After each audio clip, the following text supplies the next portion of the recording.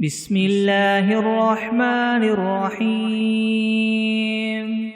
الحمد لله الذي أنزل على عبده الكتاب ولم يجعل له عوجا قيما لينذر بأسا شديدا من لدنه ويبشر المؤمنين الذين يعملون الصالحات أن لهم أجرا حسنا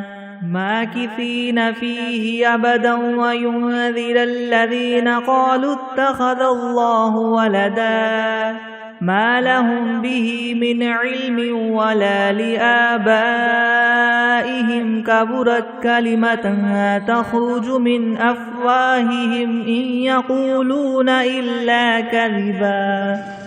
فلعلك باخع نفسك على آثارهم إن لم يؤمنوا بهذا الحديث أسفا إنا جعلنا ما على الأرض زينة لها لنبلوهم أيهم أحسن عملا وإنا لجاعلون ما عليها سعيدا جرزا أم حسبت أن أصحاب الكهف والرقيم كانوا من آياتنا عجبا إذ أوى الفتية إلى الكهف فقالوا ربنا آتنا من لدنك رحمة وهيئ لنا من أمرنا رشدا فضربنا على آذانهم في الكهف سنين عددا ثم بعثناهم لنعلم أي الحزبين أحصى لما لبثوا ومدى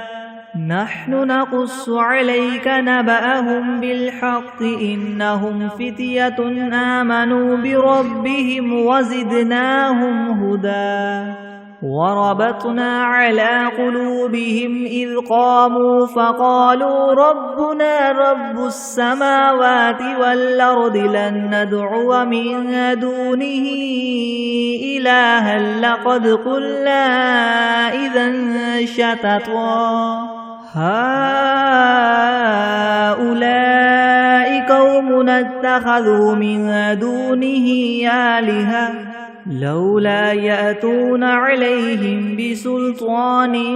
بين فمن أظلم ممن افترى على الله كذبا وإذ اعتزلتموهم وما يعبدون إلا الله فأووا إلى الكهف ينشر لكم ربكم من رحمته ويهيئ لكم من أمركم مرفقا وترى الشمس إذا طلعت تزاور عن كهفهم ذات اليمين وإذا غربت تقرضهم ذات الشمال وهم في فجوة منه ذلك من آيات الله من يهد الله فهو المهتد ومن يضلل فلن تجد له وليا مرشدا وتحسبهم أيقاظا وهم ركود ونقلبهم ذات اليمين وذات الشمال وكلبهم باسط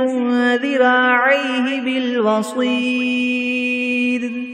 لو اطلعت عليهم لوليت منهم فرارا ولملئت منهم رعبا وكذلك بعثناهم ليتساءلوا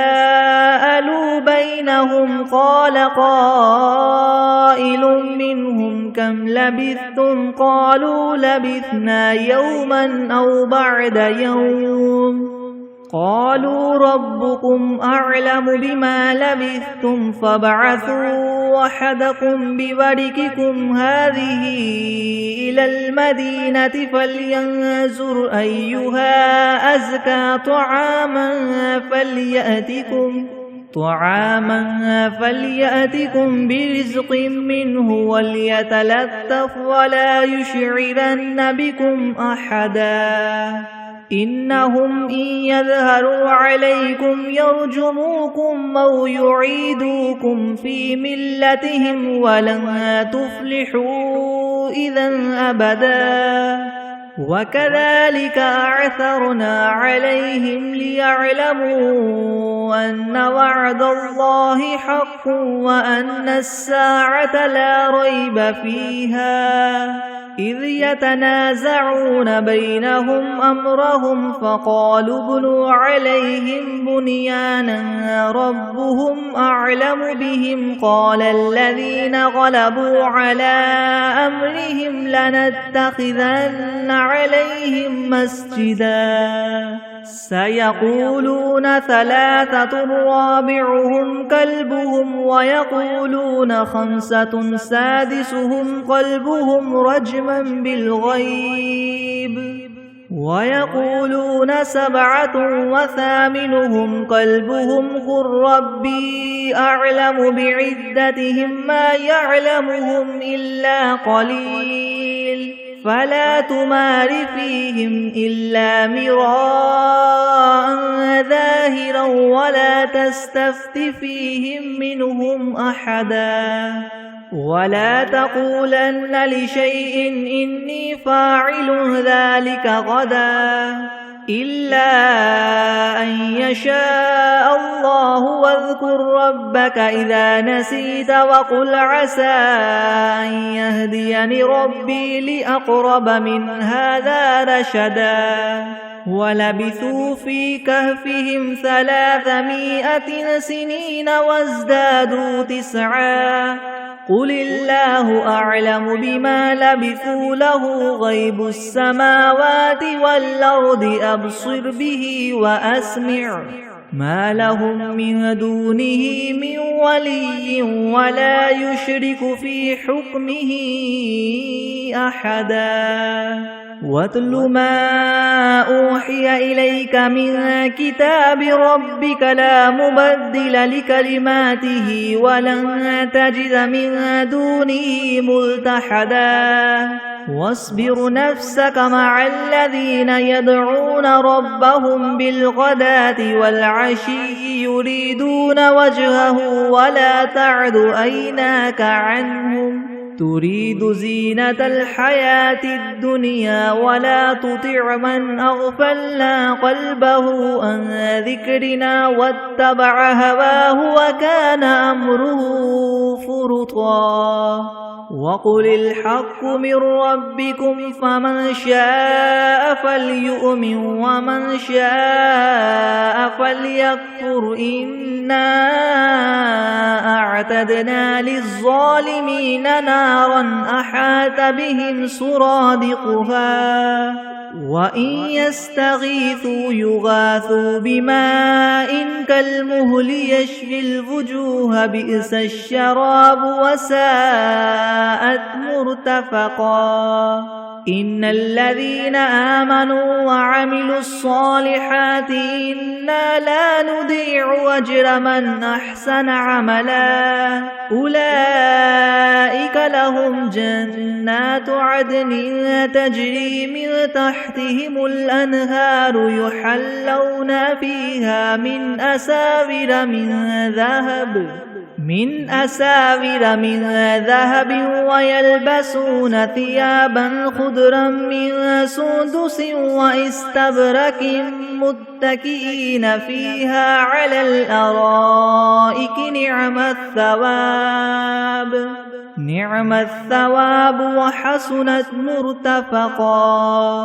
واضرب لهم مثل الرجلين جعلنا لأحدهما جنتين من أعناب وحففناهما بنخل وجعلنا بينهما زرعا كلتا الجنتين آتت أكلها ولم تظلم منه شيئا وفجرنا خلالهما نهرا وكان له ثمر فقال لصاحبه وهو يحاوره أنا أكثر منك مالا وأعز نفرا ودخل جنته وهو ظالم لنفسه قال ما أظن أن تبيد هذه أبدا وما أظن الساعة قائمة ولئن رددت إلى ربي لأجدن خيرا منها منقلبا قال له صاحبه وهو يحاوره وكفرت بالذي خلقك من تراب ثم من نطفة ثم سواك رجلا لكن هو الله ربي ولا أشرك بربي أحدا ولولا إذ دخلت جنتك قلت ما شاء الله لا قوة إلا بالله إن ترني أنا أقل منك مالا وولدا فعسى ربي أن يؤتيني خيرا من جنتك ويرسل عليها حسبانا من السماء فتصبح سعيدا زلقا أو يصبح ماؤها غورا فلن تستطيع له طلبا وأحيط بثمره فأصبح يكلب كفيه على ما أنفق فيها وهي خاوية على عروشها ويقول يا ليتني لم أشرك بربي أحدا ولم تكن له فئة ينصرونه من دون الله وما كان منتصرا هنالك الولاية لله الحق هو خير ثوابا وخير عقبا واضرب لهم مثل الحياة الدنيا كماء إن أنزلناه من السماء فاختلط به نبات الأرض فأصبح هشيما تذروه الرياح وكان الله على كل شيء مقتدرا المال والبنون زينة الحياة الدنيا والباقيات الصالحات خير عند ربك ثوابا وخير أملا ويوم نسير الجبال وترى الأرض بارزة وحشرناهم فلم نغادر منهم أحدا وعرضوا على ربك صفا لقد جئتمونا كما خلقناكم أول مرة بل زعمتم أن لن نجعل لكم موعدا ووضع الكتاب فترى المجرمين مشفقين مما فيه ويقولون يا ويلتنا ما لهذا الكتاب لا يغادر صغيرة ولا كبيرة إلا أحصاها ووجدوا ما عملوا حاضرا ولا يظلم ربك أحدا وإذ قلنا للملائكة اسجدوا لآدم فسجدوا إلا إبليس كان من الجن ففسق عن أمر ربه أفتتخذونه وذريته أولياء من دوني وهم لكم عدو بئس للظالمين بدلا ما أشهدتهم خلق السماوات والأرض ولا خلق أنفسهم وما كنت متخذ المضلين عضدا ويوم يقول نادوا شركائي الذين زعمتم فدعوهم فلم يستجيبوا لهم وجعلنا بينهم موبقا ورأى المجرمون النار فظنوا أنهم مواقعوها ولم يجدوا عنها مصرفا ولقد صرفنا في هذا القرآن للناس من كل مثل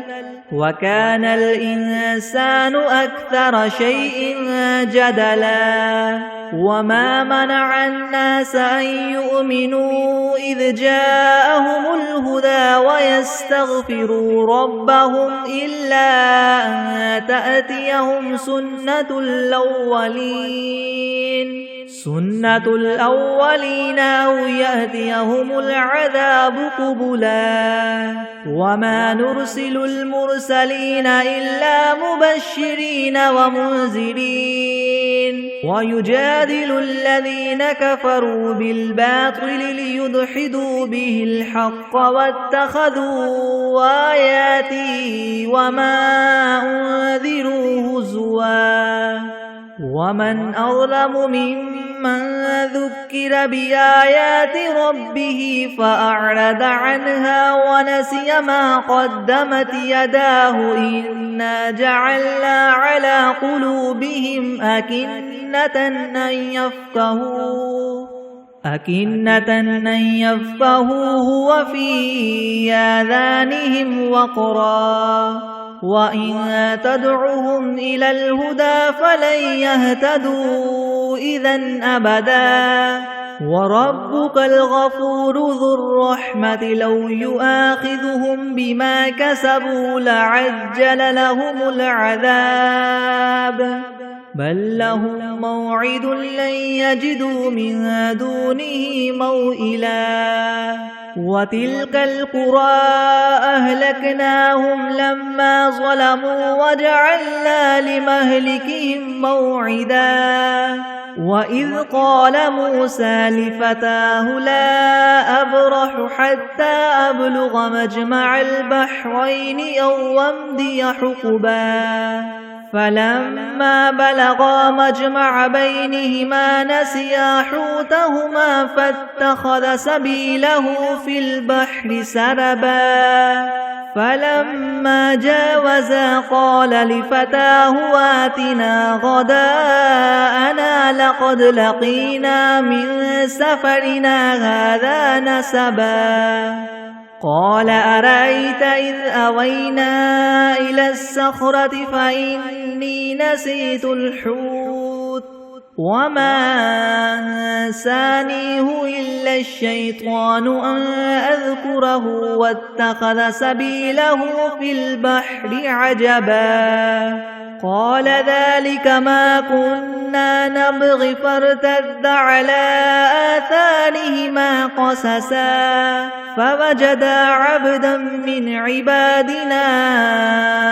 آتيناه رحمة من عندنا وعلمناه من لدنا علما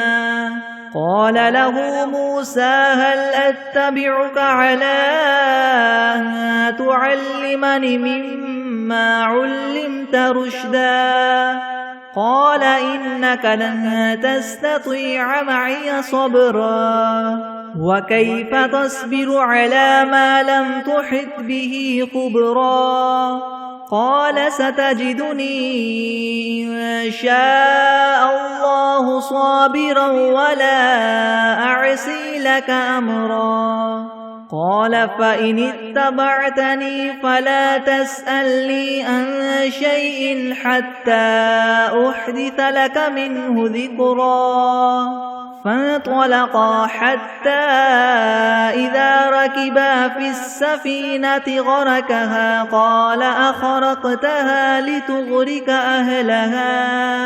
قال أخرقتها لتغرق أهلها لقد جئت شيئا نمرا قال ألم أقل لك إنك لن تستطيع معي صبرا قال إن سألتك عن شيء بعدها فلا تصاحبني قد بلغت من لدني عذرا فانطلقا حتى إذا أتيا أهل قرية استطعما أهلها فأبوا أن يضيفوهما فوجدا فيها جدارا يريد أن ينقض فأقامه قال لو شئت لاتخذت عليه أجرا قال هذا فراق بيني وبينك سأنبئك بتأويل ما لم تستطع عليه صبرا أما السفينة فكانت لمساكين يعملون في البحر فأردت أن أعيبها وكان وراءهم ملك يأخذ كل سفينة غصبا وأما الغلام فكان أبواه مؤمنين فخشينا أن يرهقهما طغيانا وكفرا فأردنا أن يبدلهما ربهما خيرا منه زكاة وأقرب رحما وأما الجدار فكان لغلامين يتيمين في المدينة وكان تحته كنز لهما وكان أبوهما صالحا فأراد ربك أن يبلغا أشدهما ويستخرجا كنزهما رحمة من ربك وما فعلته عن أمري ذلك تأويل ما لم تستطع عليه صبرا ويسألونك عن ذي القرنين قل سأتلو عليكم منه ذكرا إنا مكنا له في الأرض وآتيناه من كل شيء سببا فأتبع سببا حتى إذا بلغ مغرب الشمس وجدها تغرب في عين حمية ووجد عندها قوما قلنا يا ذا القرنين إما أن تعذب وإما أن تتخذ فيهم حسنا قال أما من ظلم فسوف نعذبه ثم يرد إلى ربه فيعذبه عذابا نكرا وأما من آمن وعمل صالحا فله جزاء الحسنى وسنقول له من أمرنا يسرا ثم أتبع سببا حتى إذا بلغ مطلع الشمس وجدها تطلع على قوم لم نجعل لهم من دونها سترا كذلك وقد أحطنا بما لديه خبرا ثم أتبع سببا حتى إذا بلغ بين السدين وجد من دونهما قوما لا يكادون يفقهون قولا قالوا يا ذا القرنين إن يأجوج ومأجوج مفسدون في الأرض فهل نجعل لك خرجا على أن تجعل بيننا وبينهم سدا قال ما مكني فيه ربي خير فاعينوني بقوة أجعل بينكم وبينهم ردما آتوني زبر الحديد حتى إذا ساوى بين السدفين قال انفخوا حتى إذا جعله نارا قال آتوني يفرغ عليه قطرا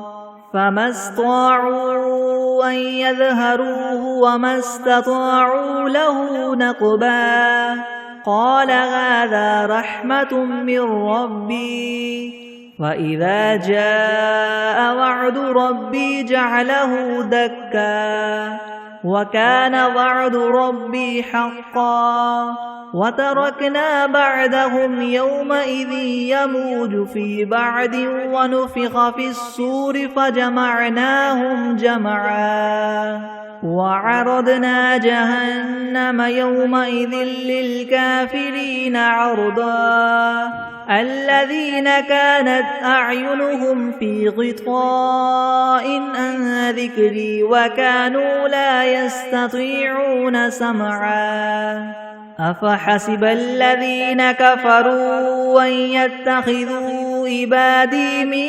دوني أولياء إنا أعتدنا جهنم للكافرين نزلا قل هل ننبئكم بالأخسرين أعمالا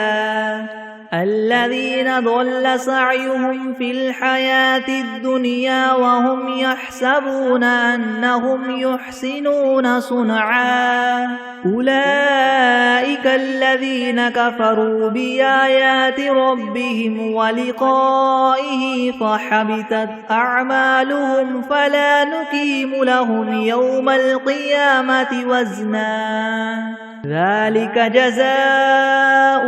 جهنم بما كفروا واتخذوا آياتي ورسلي هزوا إن الذين آمنوا وعملوا الصالحات كانت لهم جنات الفردوس نزلا خالدين فيها لا يبغون عنها حولا قل لو كان البحر مدادا لكلمات ربي لنفد البحر قبل أن تنفذ